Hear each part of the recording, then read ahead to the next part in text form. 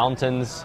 So it's sort of dropped off in popularity, but I think Thomas has made a good use of the strategy. Clearly, we've made it all the way to top 32, so it's got a couple of advantages. It's in the sense that there's a lot of draw power, you do gotta love that, and spells are just amazing. And if you have Naturia Beast to stop those spells in a format, you're in a really good spot. And his opponent, as we can see there, is on Purely. So yeah, after finding like no Purely for most of day one, now it's raining cats. And there's no dogs in Purely, but just cats. Lots of cats. There's Runic Jerry. There's Runic Jerry. Raining cats and one dog. That's a pretty good start here. Runic Tip is a searcher for the Runic archetype, and so you get to, dig in for it. It's easily the best card, isn't it? Yep. Because it's any card you want, plus a free Runic spell in your graveyard. Yeah, so you want to get as many of these Runics into your grave as possible to resolve that fountain at turn 1 for that draw 3. And it looks like we've hard opened the fountain here, which is generally pretty decent, especially if we can go for a discard of another Runic spell, which we definitely have. I think it was the Destruction that we added out here. Yeah, it's nice because it lets you get that the chain block in, as players sometimes affectionately refer to it. Okay, so it's not going to discard a Runic spell, and instead we're going to discard Kurikara. Not so useful when you're going first. Yeah. It's good to have that utility of like, if you need to discard a card anyway, you can afford to play these cards that are aimed at going second, and then you still have a use for them going first, which is just discarding them for your Hugin. I played a decent amount of Sprite Runic personally, and I think one of the sort of advantages is the fact that if I like to play, like for example, evenly matched. I was quite a fan of that, and so it's good use because worst case scenario it's a discard, you know, so you don't really worry too much about it. And no access to Naturia cards, it looks like.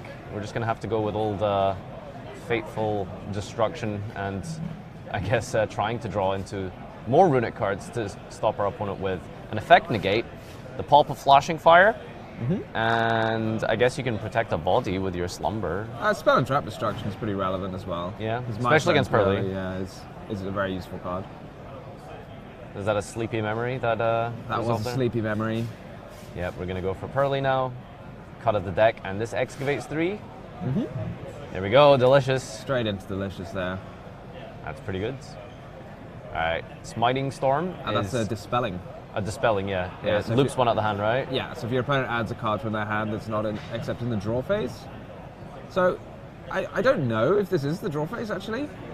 Yeah, because players typically, like, as a habit, if you can activate an effect in the draw phase, then you kind of should.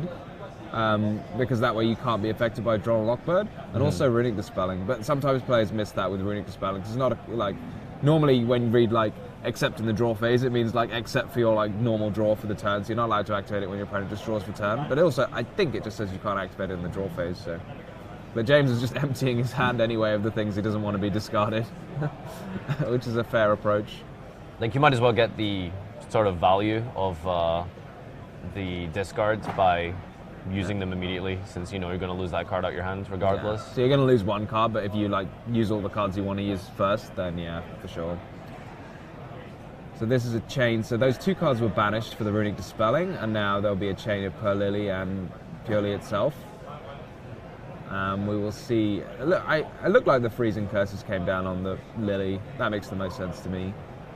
Lily adding the My Friend potentially is definitely not something you want to do, right? Let your opponent resolve that. Yeah, exactly. It's also got the most powerful like graveyard effect. The most powerful rank up effect, if you like, because it can attach from the graveyard, so you don't have to use the resource of a card in your hand. I'm genuinely wondering if it's sort of like, oh, did we hit another delicious? That was a happy. A happy? Very happy. But Thomas is looking very happy himself here. He's going to get to draw 3 cards. I mean, nothing brings a smile to the face of a Yu-Gi-Oh player like drawing 3 cards. Yeah, 2 is usually the standard, I think, right? In terms of the old reference to the card that shall not be named.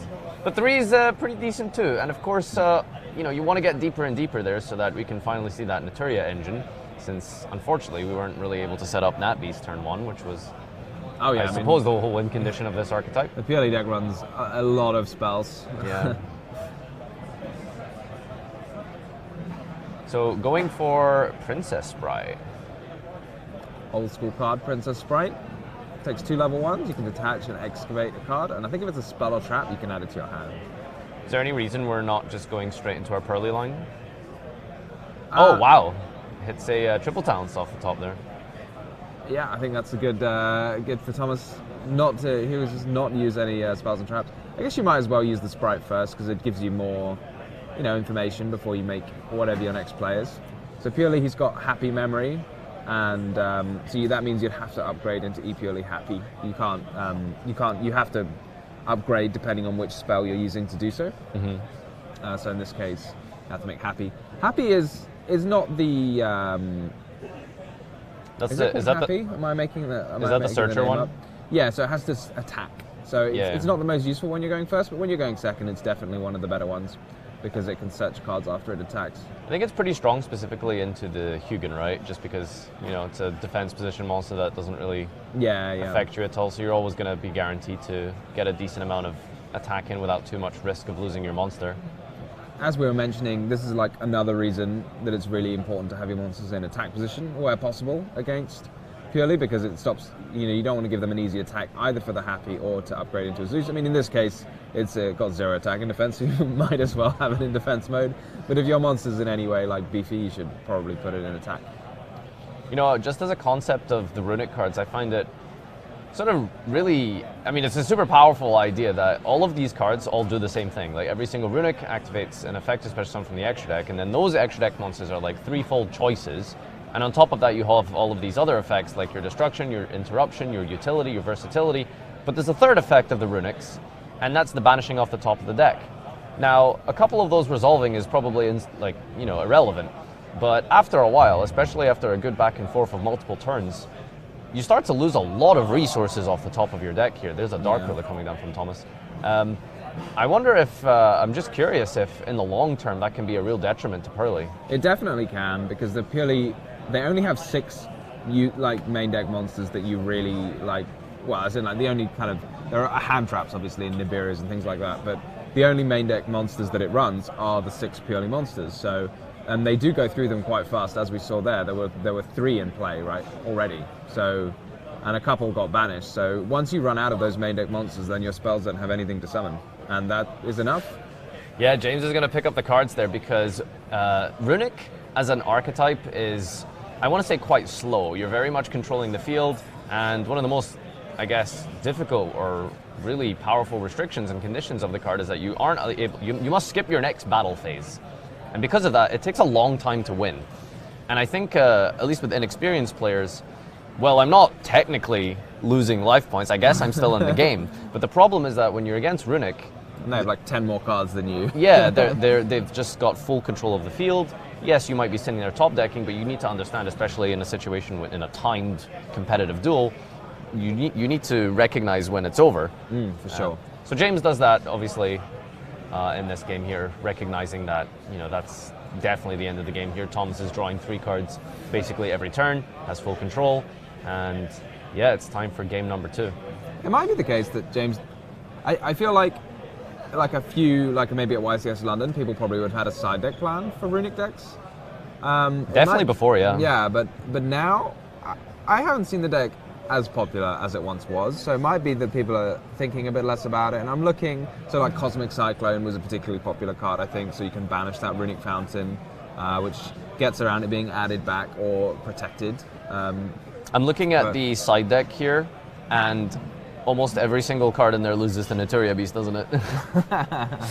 You can side in Grave of the Super Ancient Organism is 6 or higher. The only thing that I can really see that would be helpful is the spell and trap removals of Lightning Storm and Duster, but Hugin has the effect to continuously protect a card from being destroyed by banishing itself, so you have protection there, and you're not really setting a ton of cards in general for Naturia, because all of these cards are activatable from the hand. Yeah, it does seem, I'm not seeing a plan in the side deck for James. Yeah, which is understandable, because you're going to be preparing for Super Heavy, you're going to be preparing for Kashtira, you need a lot of monster disruption, which he's well prepared for here. But Naturia Runic, I guess this is one of the advantages for Thomas, right? And this is why playing a deck like this is so good, because it's not rogue, but it's sort of on the precipice of the meta where people aren't really prepared for it or are not preparing for it as much as usual, and therefore you just kind of gain that indirect advantage that comes with playing something a little off the wall. James going to have to stick to plan A. I play my cards, I do my thing, and the good old, like, you know, sometimes you just interrupt the Hugin, they don't get to Fountain, and they kind of run out of cards. That can definitely be something that happens. I'm going to put you on the spot here and ask, how do you out Noir? How do you out Noir? Yeah. You stop them from summoning it. That's plan A. Because I'm trying to think, like, if we establish Noir turn 1, I mean, you're how definitely... do you deal with that? You have to have more things than Noir, right? Because Runic can win just by decking its opponent out.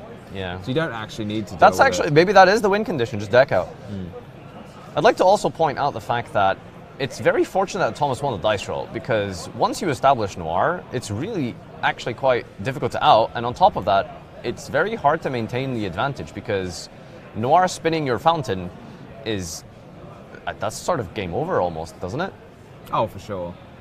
Yeah. Like, it can be, I mean, it's a very powerful boss monster. I guess a lot of decks, you need to have kind of a specific answer. Maybe something like Noir is comparable to maybe a Rise Heart from Kashtira or Naturia Beast from Thomas. Like, you need to, if you don't have a good answer to it. All right, if we're comparing Rise Heart to Naturia Beast, we know that that card has stood the test of time, right? Oh, yeah. I mean, Naturia Beast, you know, Naturia Beast in trap form has been banned. Wait, who's Naturia Beast in trap form? Imperial Order. Oh, okay. I mean, I thought you were just talking about Markion. Oh, not Naturia Markion.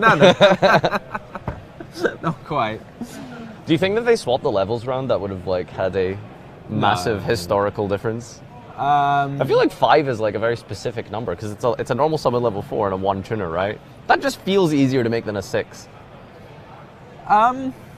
Maybe. I mean, I guess in this deck specifically, you don't have the Earth level I'm sorry to 2. get tied down in the multiverse of potential hypothetical Yu-Gi-Oh card design of what like, society if Naturia Beast was level 6, you know? Like, yeah, it's probably easier in this deck because the cards, your best cards are Mole Cricket and I'm going to say the name wrong, Camellia.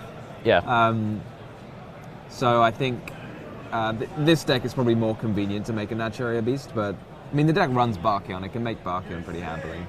Yeah, they were pretty much like designed to have these runics in mind, I feel like. Well, maybe not necessarily, because Sacred Tree is ancient, right? It's an old card. Yeah. And it works non-once per turn, and it synergizes so well with the runics, because you discard for cost multiple times, you just get all these searches. Yeah, for sure.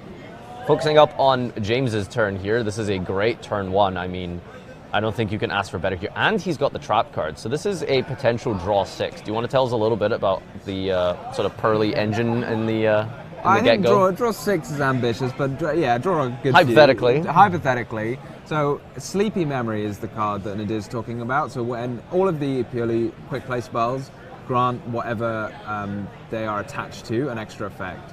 And one of them is Sleepy Memory, and if you attach that, then during your opponent's standby phase, you get to draw a card. But Purely Memory, Sleepy Memory itself is not once per turn, so if you have multiple, you can draw 2 cards. So if I have 2 of them under the same Purely monster, then I can draw 2 cards. And the Purely Trap card, Purely Eep, it's just called Eep, I think. Isn't it Pure Leap? I mean, maybe it's Pure Leap. Purely, yep. Yeah. Purely, yep. Yep, purely. Okay, anyway, here's Plump for the multiple materials. Yeah. It lets you kind of rank up, if you like, one of these rank 2s into a rank 7 purely monster. And if you do that in the standby phase, then it's a new monster with those Sleepy Memories attached, so then you can trigger those Sleepy Memories again and draw even more cards. So if you have 2 Sleepy Memories under your purely monster, then you get to draw 2, and then you can use the trap card and then draw 2 more. And we're going to resolve all 3 copies of OG original Pearly here for multiple hits off the top of the deck here. I don't know if we've actually managed to get a Sleepy. There's one, okay. Did get a Sleepy finally. Just gonna put those on the bottom of his deck. Hopefully our table will that should go. Those went to the graveyard there. Yeah. So if our judges could clarify that, that's really important. Easy thing to do. Like you're just, I don't think it's intentional or anything like that. Oh, Thomas has caught it for us. Yeah. The Plump does not have any Sleepies under it, does it? Does it have one? Yeah, so when you activate, this is one of those very rare instances where it says up to thrice per turn. So up to 3 times a turn, if you activate a purely quick play, then you can chain a purely rank 2, so in this case Plump, and it will attach the quick play spell after it's resolved. So that's the way they can get even more materials. But plump itself, I suppose it's in the name that it eats the materials from the graveyard. Gets very fat with XYZ materials. It's getting very plump. So it itself, that's why it's probably the most popular one to start with, because it lets you take all of those spells that you've invested and attach them. Prince of Sprout, unfortunately, missing the spell trap, so instead, because it revealed a monster, it just gets sent straight to the grave. And there we see a very large Noir. Thomas just counting and saying, how many does that have? If you have the purely Yep here, is there a point in making the Noir here? Because you don't get as many draws now, right? Yeah, so if you use the Yip, you want to call it, then the monster is returned to the deck during the next end phase, returned to the extra deck. So this sort of establishes it forever. Okay. Is that a destruction that's coming out here? Tom was just electing to read my friend purely in the graveyard rather than one on the field. Maybe. I mean, sometimes players just for fun have cards of different languages in their deck, so it might be that's the case. Or it might just be like, don't want to disturb the field, whereas looking at your opponent's graveyard is easy. That's a Kurikara. Does Kurikara tribute? Okay. That was... it does tribute Noir. Oh yeah, of course it tributes Noir. That's amazing. I mean, you can only do it if there was a card drawn, or the effect was activated, which it looks like it was. Yeah, so it's the Sleepy Memory that activates as part of the effect of Noir, technically, right? Yeah. Sleepy Memory gives the effect to Noir. Wow, that's incredible. That's huge. But I mean, it's not like game ending, right? Because like usually people have the impression that, oh, okay, well my big crazy boss monster got tributed for cost by like a kaiju. The effect of my friend Pearly on the field there allows you to add back 3 quick plays. Yeah, it's amazing, like the kind of recursion that it offers. So if you can deal with it, like it just as if it's sent to the graveyard by an opponent's card, so that could be by battle, or in this case by simply being tributed. Then you get to add 3. Which, I mean, like adding 3 back, that's so much gas for next turn. Yeah. So James not too upset to see this. Yeah. So in the long-term sense of the duel here, it's not too bad. But I would probably be really scared if Thomas was playing like a very sort of aggressive deck, maybe like a super heavy or something. I think if I was to have my monster Kurikara, I'd very much risk like losing that turn. But with Runics, no battle phase even. So establishing a field of Naturia Beast could be deadly just by itself. I was thinking that because 3 spells, doesn't matter how many spells you have, your opponent has Naturia Beast, unless they have enough like more spells than you have cards in your deck, right? Yeah. Deck out the Naturia player for a change. So Camellia also has this really amazing replacement effect. Yeah. So when you use your Naturia monster, you can pay the cost of it instead of tributing. You can just mill the top 2 cards of your deck, which works really well with the other Naturia card that I think you play, which is Sunflower. Yeah, exactly. So you essentially can get like 2 negates as well. Is he playing Sunflower actually? Yeah, he is. It's in the top left there. Oh, right, his very first card. So most players run like 1 Sunflower, 3 Cricket, 3 Camellia. And like tributing was Sunflower as well, it's not once per turn. So that can catch people out sometimes, I think. Because like normally like you have to tribute 2 monsters to activate it, which is quite a hefty requirement. So like the idea of resolving that multiple times is very hard. But if the first time, rather than tributing 2 monsters, you just mill 2 cards, then you've still got the Sunflower. And you can still activate its effect again. So Stardust Charge Warrior just maintaining and granting more card advantage, Sacred Tree discard with the Search, with the Fountain, and basically this is a really commanding spot by Thomas. All he really needs to do is establish Naturia Beast, and I think he's going to be in a very, very powerful position. I think I saw him add the Naturia quick play spell that will allow him to summon back an extra Camellia. So he'll be able to get a Naturia Beast and a Baron de Fleur. Mole Cricket's effect is revive itself if your opponent controls a monster? No, so its effect is if somebody special summons a monster from the extra deck, then including yourself, yeah. So you have to summon a Naturia Synchro to bring it back. But if your opponent summons anything from the extra deck, you can bring it back. All right, Naturia Beast plus Fountain, and if Thomas has any one other runic spell, I think it's at least draw 2, right? There should be a couple in there. Right. Oh yeah, he's got at least 2, I think. He used the Freezing Curses and he used the Destruction. So now it's back over to James, and I hope he's got some way to deal with this Naturia Beast, because purely spells by themselves are clearly not going to do the trick. Did Thomas forget the optional effect of Kurikara? Maybe he just didn't want anything. So he may have forgotten it as well. Oh, okay. I was gonna say, that's a. I was gonna say that's a good top deck. Sleepy's usually good, but maybe not Naturia Beast. Oh, it's a Droll in the hand as well. So the reason I got a little concerned there when I saw that Princess Sprite detach, because I assumed we were maybe just gonna try establish a Zeus now. That's fair. I mean, what you can do is rank up the Princess Sprout in your main phase 2 into a down open position. That's true. Alright, there's Camellia being special summoned out the deck here from Mole Cricket. Do you not get to special summon Sunflower as well? So if your opponent has the highest attack point monster, oh, then it's you based get on attack 2 points? monsters, Okay. Yeah. If you have the highest attack point monster, then you do not. So James has fortunately got some purely monsters to play with, so he doesn't have to rely on his spell cards. They're just making a chain here, so when your opponent summons a monster while you control Camilla, then Camilla's effect will activate and let you special summon a Naturia monster from your graveyard.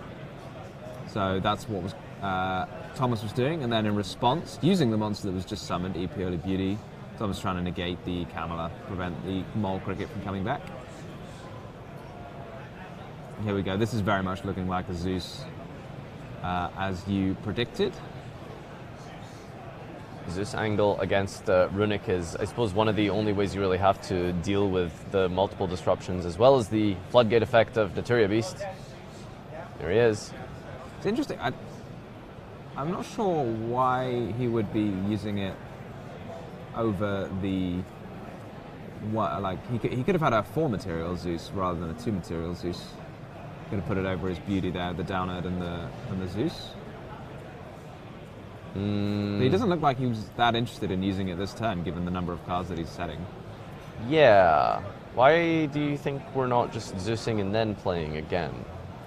Well, I guess he wants to kind of hold the Zeus. I don't think he thinks he needs it to activate it this turn. And that is fair. Like, Thomas has got a lot of monsters, but the only one that's really doing much proactively is that Naturia Beast, and the Naturia Beast can be answered by the happiness that's underneath, sorry, not happy memory, pretty memory that's underneath beauty. So I guess it's fairly heads up, like he can have the Zeus as a bonus, he doesn't even need it to win the game. Well, it's looking like this turned out to be quite a hard matchup for Naturia Runic. I know that first game looked quite convincing, but even with the tools to go second here, Pearly's not actually done too bad of a job playing through Naturia Beast. Just got to remember that he is under Droll and Lockbird, I believe. Did we add anything just now? That was a Pearl Lily that resolved, right? Yeah, so you just special summon the Pearl Lily, so you can't add the Pearl Lily. Again, in Droll and Lockbird is like easy thing to forget. Like if it's, you've taken like 5 or 6 actions this turn after the Droll and Lockbird, and there's like 4 cards hiding it on top of it in the graveyard. He didn't add anything, so he's well aware. But yeah, it's definitely an easy thing to do. All right, Plump is going to start stacking up some... going to get large, yeah. Yeah, stacking up those materials here. As I mentioned before, you can actually take things from your opponent's graveyard. So, I mean, sometimes you'd much rather have those purely spells. But one thing you could do, for example, is to take your opponent's Runic cards out of their graveyard and attach them to your Plump so they can't be shuffled back to draw you any extra cards. So many utility cards that you can take out of your opponent's grave. Mole Cricket, for example, it's on the field now, but just as a way to cut off your opponent's flow of resources, there is just so many cards and many archetypes that kind of build advantage from the graveyard. So you have to take spells and traps, unfortunately. Oh, okay, sure. Spells and traps also included. If it took monsters, that would be insane. That would be okay. Oh my goodness, this is going to be a huge noir. So the Plump, all of the purely monsters, when they attach a material. So I mentioned before that when you attach a material, when you activate a quick, it's a very plump, isn't it? When you attach a material by activating a quick play spell, they all give you like a bonus effect when you do that. So Plump lets you banish a monster until the end phase, so it makes sense just to banish that Kurikara until the end phase, and it will come back with its original 1500 attack rather than the 3000 it had before. So it's a pretty minor thing, but you might as well reduce the attack of your opponent's monster by 1500, even if they can't attack with it because they're playing a Runic deck. Yeah, a soft reset like that goes a long way, I suppose. Okay, Kaiju. Kaiju.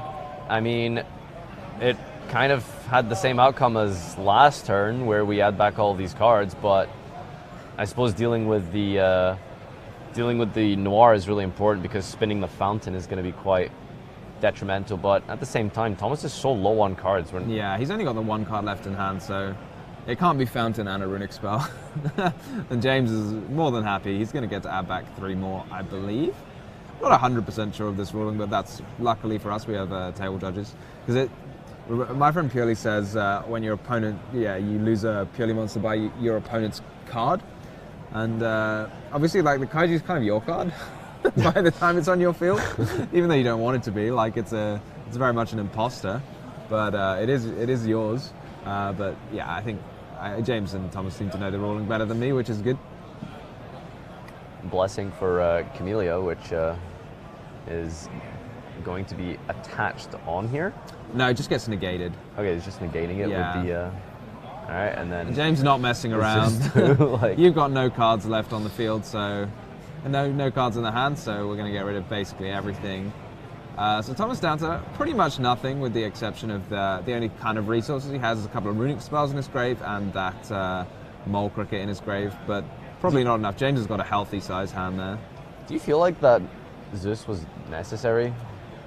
I guess it wasn't necessary, probably not, but like, I guess it's just sort of crossing the I's and dotting the T's, or the other way around.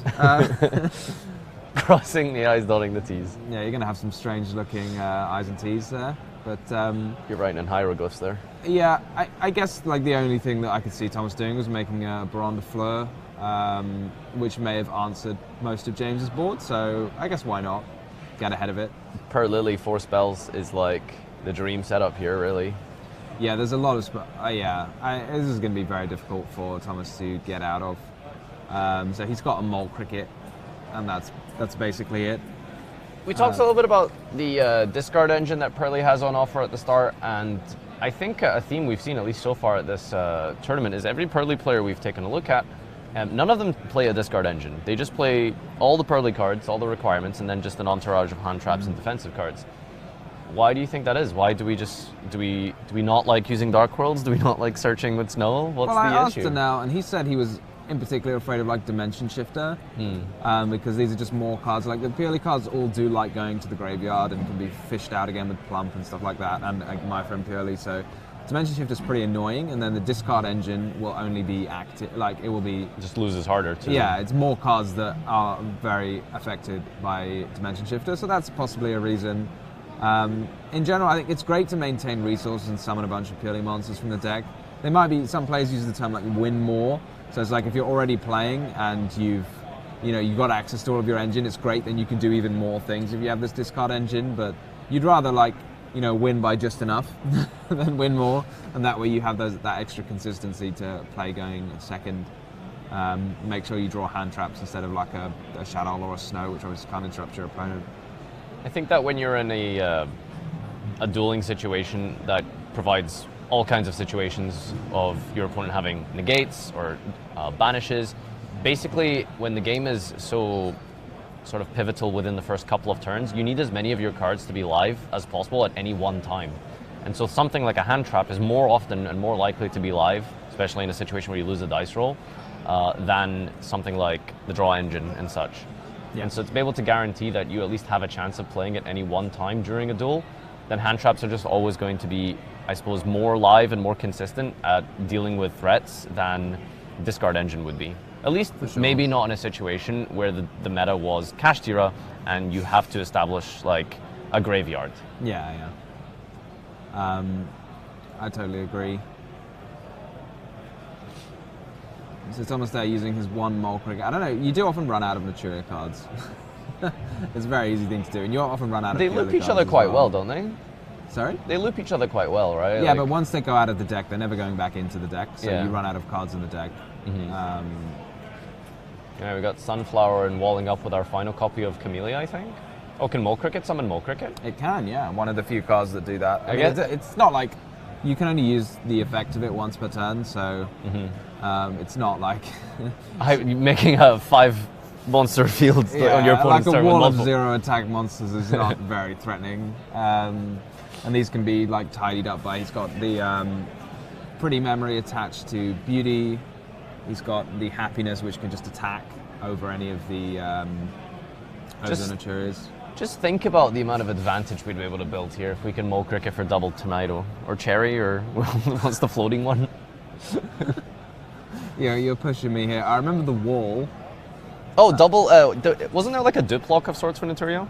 I can't remember. Maybe. Is it Dragonfly? Naturia had a lot of ways to stop your opponent from doing things. I think that was the whole. Yeah, that was the whole gimmick. Was they work very similarly to, like, I want to say, like ice barriers. You know, they have all these like weird restrictions when you have multiples on the field. I think Bamboo Shoot was the. That was like Bamboo Shoot? Yeah, that's that like the quote unquote good one. Right? That was unbelievable. How does it work again? Your opponent can't if set. you tribute summon it by tributing a Naturia monster, then your opponent can't activate spells and traps. Spells and traps. It Wow. just can't be activated. Actually crazy. Yeah. 2000 attack though, so I don't know. I'm not sure how good that would be today, especially with special unicorn. So James is quite far ahead here, and I'm just wondering if maybe potentially Thomas is being cognizant of time. I don't know how well this runic deck performs when it gets close to timeout. Pretty well. Pretty well, you think? Yeah. And not having a battle phase is a bit of a disadvantage. It doesn't matter, right? Because of Munin effect. I suppose, yeah, he is running one copy of it. I was wondering whether players run it in their extra deck. Depends on how much space you have, I guess. Our timer here is fast approaching the single-digit mark here, and Thomas is still maintaining to remain within this game here. Showing off there, so you attached all three. All three delicious. So now there's is that like 4 attacks or something? No. So delicious is the one that gives your monster extra attack. Okay, so it's 3 multiplied by the number of materials multiplied by 3. Is my math wrong? So he's got 5 materials, and each delicious gives it 300 attack per material. Okay. So each delicious that it has under it gives it 1500 attacks. So in this case, it's got 45 plus. Yeah. Okay. Well, there's only 2 delicious, so it's 3000 plus whatever its base attack is, which I want to say it's 1500 as well. It might be 1600. I'm second guessing myself. So it's got about 4500 attack. Yeah. Okay. Enough. 2000 life points. Set pass from Thomas here. 2000 life points and a dream. We just have to go directly to the battle phase here and attack. Okay, we're going to use this to set. Tip for the search. Ash the tip. It's just like, yeah, that's probably game. All right, yeah. Skipping it up from Thomas here, and really took that down to the wire. And I'm just wondering if that's like a sort of strategy where, you try stay in the game for as long as you can, because you know that going first in game number 3, you're going to have a bit of an advantage, I would say. Oh, yeah. It's definitely something to be aware of, like how your deck performs when it gets close to timeout, whether you need a lot of time to execute long combos. Mm-hmm. We saw that really tense game yesterday with the Dragon Link against Marincest. That was a really intense game. Yeah, I think he was like citing Scarlight and such, and players have opted recently to side cards like that really assist you in time, because there will come a situation potentially, especially if you go into a long grind game, where you have to gain some life points or deal damage. And some decks do better than others, and I think recently we've seen Gold Pride as a newer deck. That's not a deck you want to be playing near the end. Exactly, right? So it has to reduce its own life points. So that's one of the disadvantages there. We had Prank Kids, I think, last year, which would create quite a large deficit. I think 1500 per turn you could do with, like, you're gaining from Dropsies, you're reducing for Lampsies. So you'd create a deficit of 1500 every single turn. And when you're approaching close to time, I suppose that's one of the more advantageous aspects of playing a deck like that, and I think maybe that's something that Runic offers as well.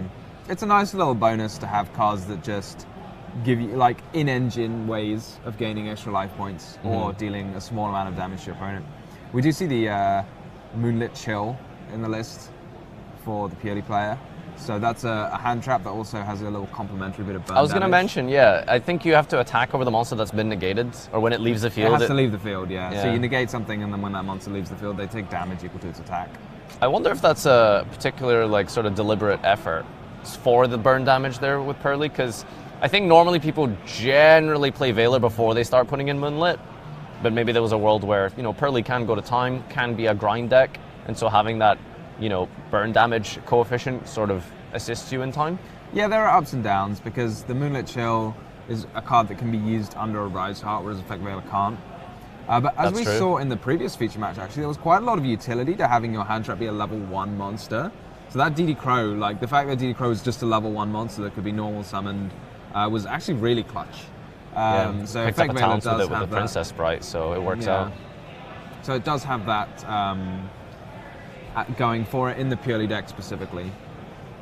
All right, side decking has finished up here. We are basically at the 10-minute mark. This duel is going to end right down to the wire, I think. I'm not sure if this is actually going to be a sort of a finished duel per se. I think it's going to be really just down to who can create a deficit in life points. I mean, has Naturia Runic ever finished a duel? That's a good start. We got Mole Cricket. Win by Ash concession. Blossom, however, huge. Ash Blossom on Mole Cricket is and devastating. no Runic cards to play through that. That's really unfortunate. And a Feather Duster comes down from James here. That's a there can be only one. Oh, wow. That's huge. James is kind of looking up. Thomas not looking very happy about that. No, Thomas is really upset here.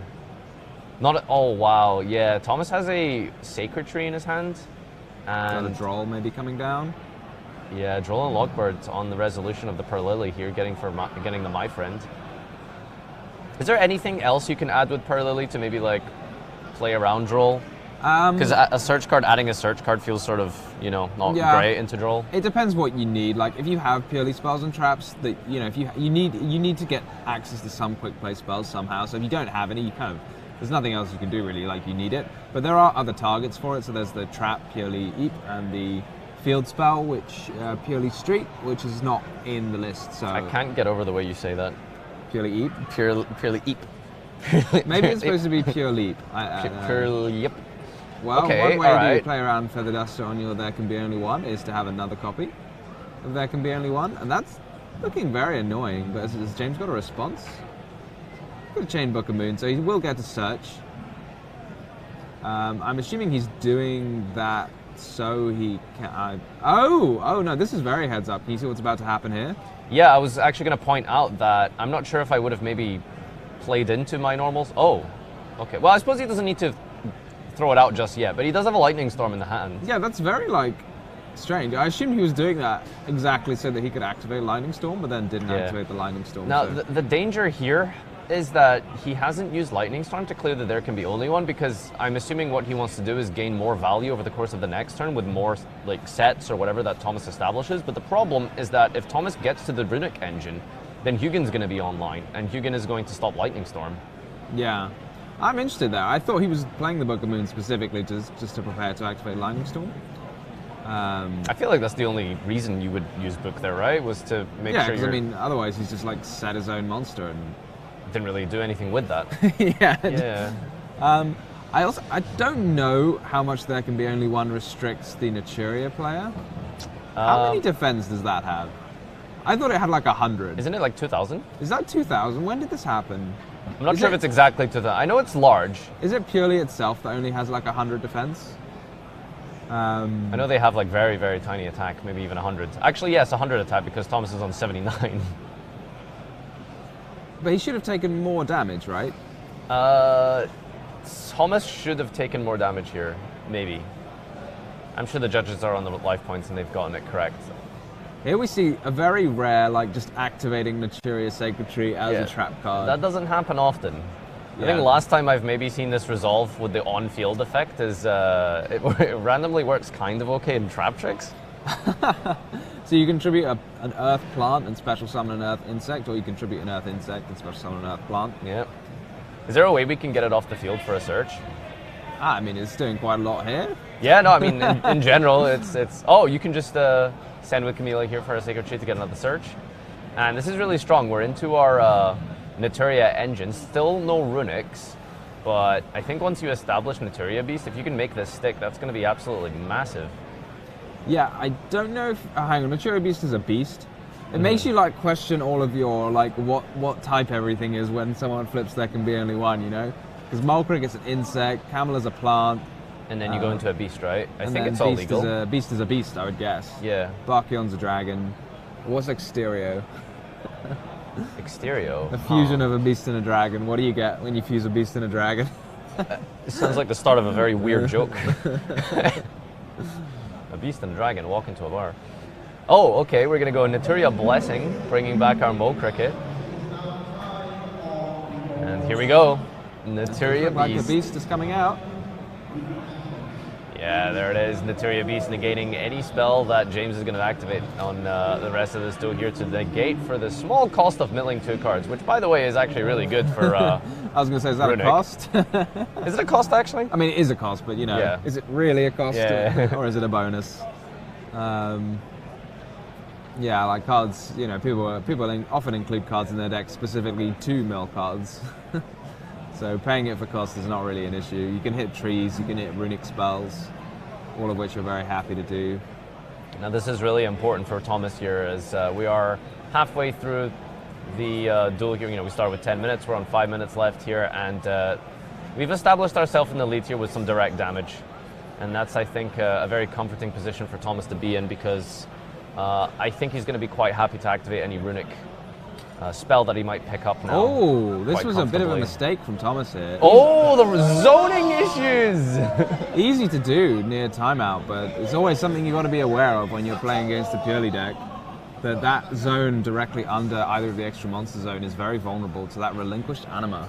Yeah, but Thomas is going to try to do something about it here with bringing out the Mole Cricket, activating to quick synchro away the Naturia Beast. Oh, is that a... Wait, hang on, is that...